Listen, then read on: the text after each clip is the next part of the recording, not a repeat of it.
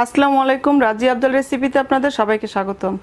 আজ আমি খুব মজার একটা ডেজার্ট আপনাদের তৈরি করে দেখাবো, আর এটার নাম দুধ দুলারি।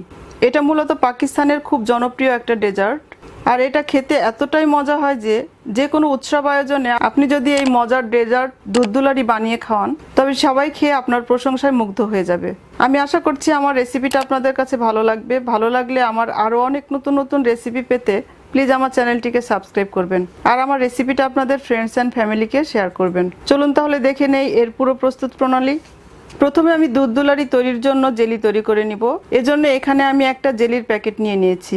আপনারা এটা যে কোনো সুপার শপে কিনতে পাবেন, তবে কেনার আগে অবশ্যই দেখে নেবেন প্যাকেটের গায়ে হালাল লেখা আছে কিনা। প্রতিটা জেলির প্যাকেটের গায়ে ইনস্ট্রাকশন দেয়া থাকে কিভাবে বানাতে হবে। প্যাকেটে সেই ইনস্ট্রাকশন অনুযায়ী বানিয়ে নেবেন। আমার এই জেলির প্যাকেটের গায়ে যে ইনস্ট্রাকশন দেওয়া আছে সেই অনুযায়ী আমি জেলিটাকে তৈরি করে নিব।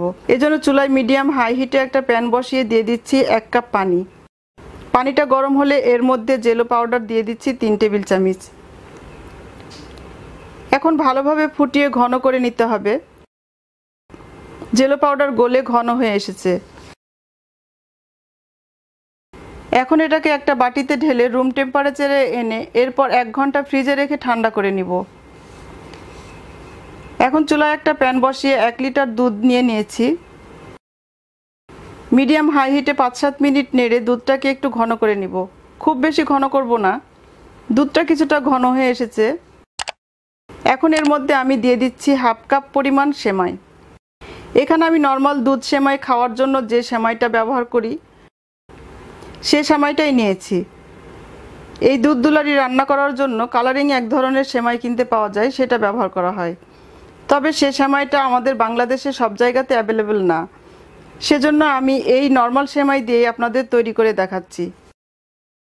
কালারিং সেমাই কিংবা নর্মাল সেমাই যেটা দিয়েই বানান না কেন, টেস্ট কিন্তু দুটোর একই। কিছুক্ষণ নেড়েচেড়ে জাল করে নেওয়ার পর যখন সেমাইটা সেদ্ধ হয়ে এসেছে তখন আমি এর মধ্যে দিয়ে দিচ্ছি 1 কাপ কনডেন্সড মিল্ক।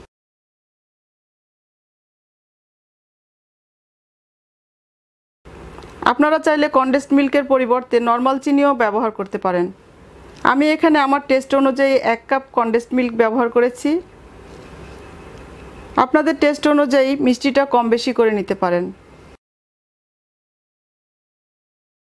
এখন এর মধ্যে 1.5 টেবিল চামচ কর্নফ্লাওয়ার নর্মাল দুধ দিয়ে গুলিয়ে দিয়ে দিচ্ছি।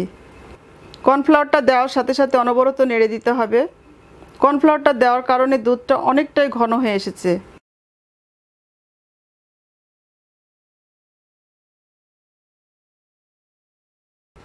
এখন দিয়ে দিচ্ছি 2 টেবিল চামচ ঘি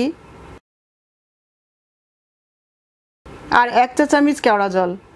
আপনারা চাইলে ঘিয়ের পরিবর্তে বাটারও ব্যবহার করতে পারেন। সবশেষে ঘি আর কেওড়া জল দেওয়ার ফলে খুব সুন্দর একটা ফ্লেভার আসবে। এবার একটু নেড়ে মিলিয়ে নিব। আমার সেমাইটা বেশ ঘন হয়েছে, এর থেকে বেশি ঘন করব না, কেননা ঠান্ডা হওয়ার পর এটা আরও অনেকটা ঘন হয়ে যাবে। এখন চুলার থেকে নামিয়ে ঠান্ডা করে নিব।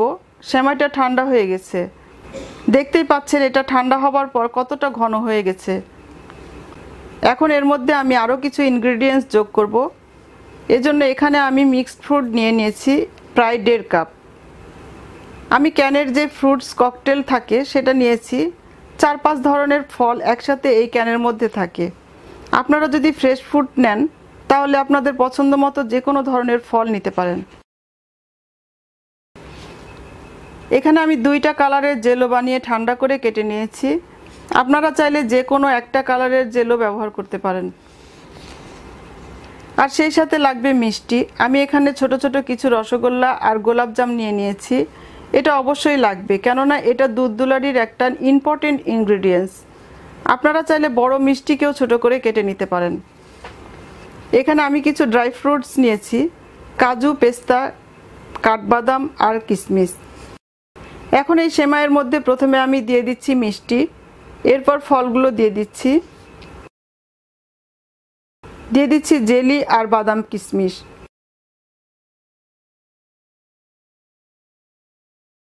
এখন খুব আলতোভাবে সবকিছুকে সেমাইয়ের সাথে মিক্সড করে নিব। একটা কথা মনে রাখবেন, এই মিক্সিংয়ের সময় কিন্তু সেমাইটাকে একেবারে পুরোপুরি ঠান্ডা করে নিতে হবে, তা না হলে এটা নষ্ট হয়ে যাবে। জেলির টুকরোগুলো গলে যাবে। এখন এই মিশ্রণটা আমি সার্ভিং ডিশে ঢেলে নিয়ে 1 ঘন্টা ফ্রিজে রেখে ঠান্ডা করে নিব, তারপর সার্ভ করব।